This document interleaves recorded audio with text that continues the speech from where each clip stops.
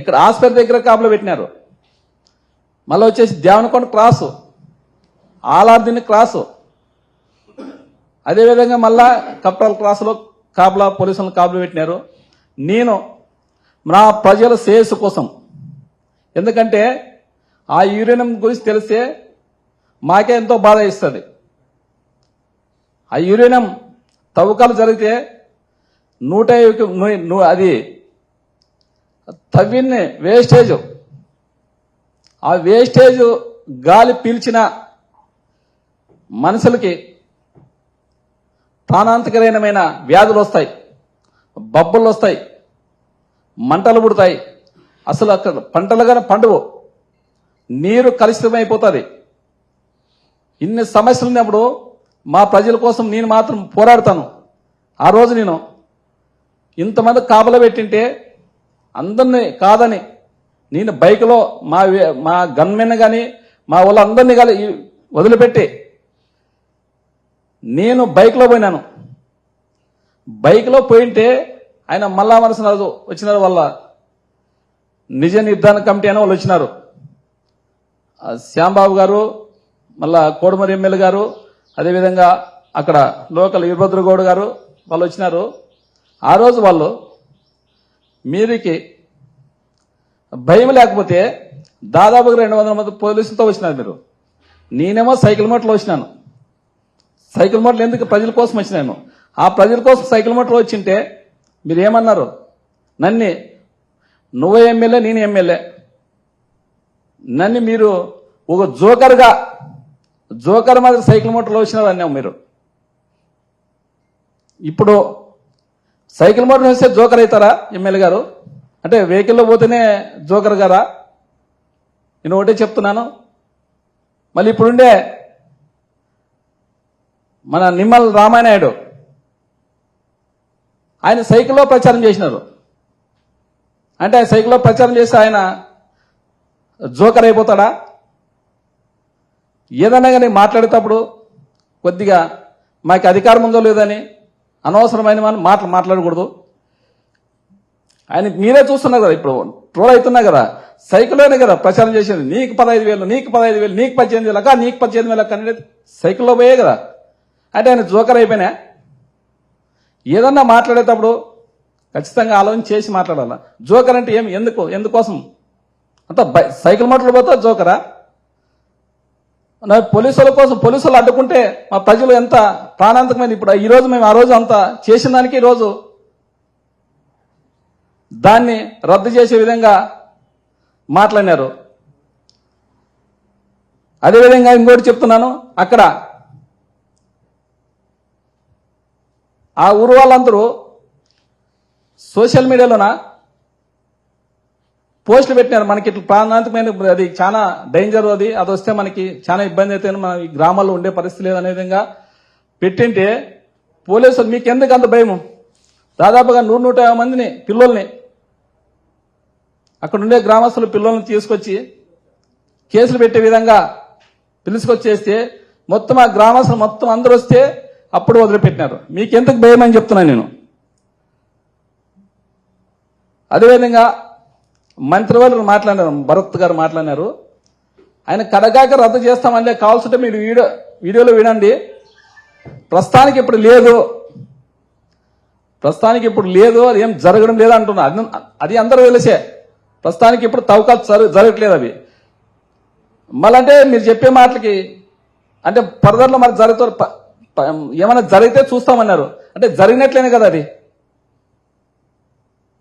నిన్న ఒకటే చెప్తున్నాను,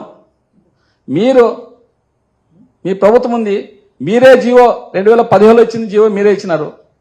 దాన్ని ఇప్పుడు చంద్రబాబు నాయుడు గారు, సీఎం చంద్రబాబు నాయుడు గారు నిన్న చెప్పినాడు రద్దు చేస్తామని. రద్దు చేసేది కాదు, ఆ జీవోనే రద్దు చేసినామని దానికి జీవో ఇవ్వండి. మీకు ప్రజల ముందర ప్రేమ ఉంటే మీరు జీవోనే రద్దు చేయాలని మేము కోరుతున్నాం. ఎందుకంటే మేము మాత్రము మీరు ఇప్పుడు మభ్యపెట్టి తర్వాత దాన్ని ఏమన్నా చేస్తామంటే మేము మాత్రం మా ప్రజలు మేము అసలు ఒప్పుకోం. దాని గురించి ఎంతగానో మీరు ఏమైనా జోకర్లనండి, ఇంకా ఏమన్నా అండి, మేము మాత్రం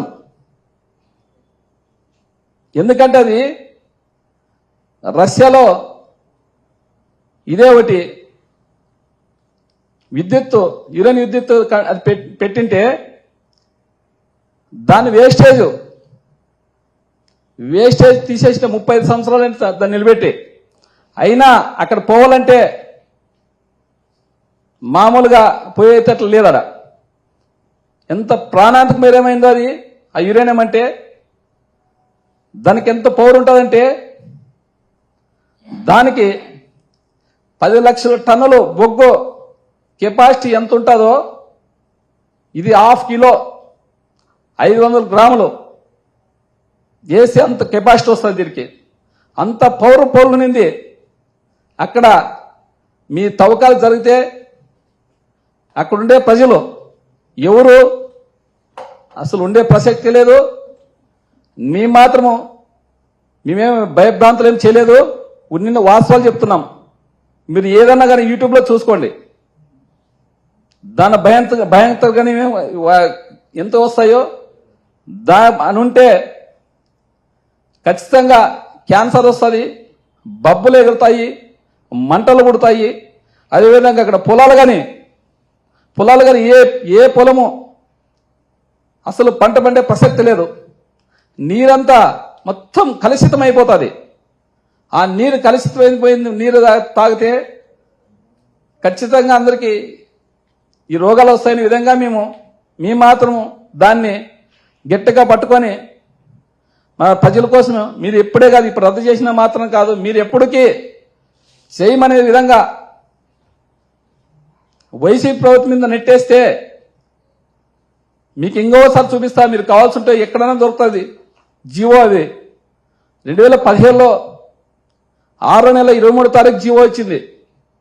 అది ఎప్పుడు ఎవరున్నారు? అప్పుడు జగన్మోహన్ రెడ్డి సీఎంగా ఉన్నారా, లేకుంటే కూటమి ప్రభుత్వం అప్పుడు ఉందా? మాకేదో ఒకటే చెప్పాలా, 17లో ఎవరు ముఖ్యమంత్రిగా ఉన్నారు? మేము అది ఒకటే అడిగేది. ఇంకొకసారి కానీ చెప్తాం, మేము మన సీఎం చంద్రబాబు నాయుడు గారికి దాన్ని ఖచ్చితంగా మీరు రద్దు చేయాలనే విధంగా మేము ఇంకొకసారి చెప్తాము. ఎందుకంటే ఆ తవ్వకాలు జరిగితే మన శ్యామానికి కానీ చెప్తున్నాను నేను, మీరు కానీ పక్కలోనే ఉండేది, మీ కాన్షియస్ కానీ పక్కలోనే ఉండేది, దూరం లేదు. మీ వాళ్ళకి కానీ ఖచ్చితంగా ఇది ఎఫెక్ట్ అవుతుంది. అదేవిధంగా కోడుమూరి ఎమ్మెల్యే దస్తగిరి ఆయనకని చెప్తున్నాను, మీది పక్కలోనే అన్ని ఉండాలి. అదేవిధంగా ఎమ్మునూరు ప్రజలు కానీ ఆడ 4 కాన్షియస్లు శ్మశానం అయితే అని చెప్తున్నాను. అది కానీ జరిగితే, ఎందుకంటే ఒకరు విషయం కాదు ఇది పార్టీకి సంబంధం లేదు. మా ఏరియాలో ఏదైనా ఎక్కడైనా జరిగినా దాన్ని మాత్రం మేము ఖచ్చితంగా అడ్డుకుని తిడతాము. మన ప్రజలంతా ఖచ్చితంగా అలర్ట్గా ఉండాలని చెప్తాము. మేము దీనికోసం నేను ఎంతగానో పోరాడతాను ప్రజల కోసం. సైకిల్ మోటార్లే కాదు, సైకిల్ మీద కానీ ఎక్కడైనా వెళ్తామనే విధంగా